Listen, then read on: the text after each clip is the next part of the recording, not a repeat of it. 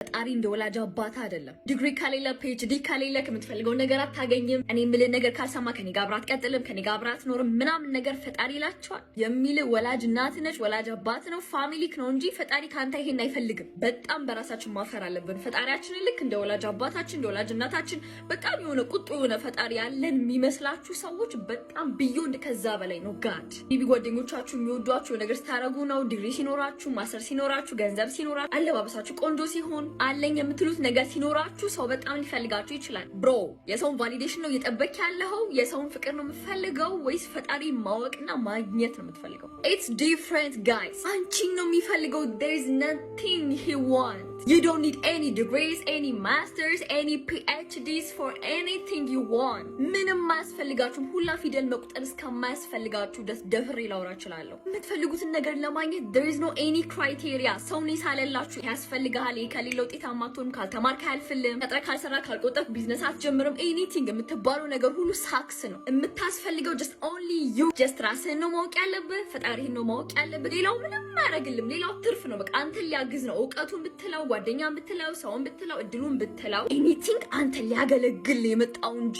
ምንም ካንተ ውጭ ያለው ነገር አጫዋች ነው እንጂ ኦሪጂናል ነገር አይደለም ያለው። ካንተና ከፈጣሪ ውጪ ያሉት ነገሮች በሙላ ሊያግዝ ነው የመጣው። እንደ ኤክስትራ ኦርዲናሪ ማለት ደግሜ ይናገራለሁ። ፈጣሪያችሁን እየለያችሁ ከዛ ውጪ ፎሎ እያደረጋችሁ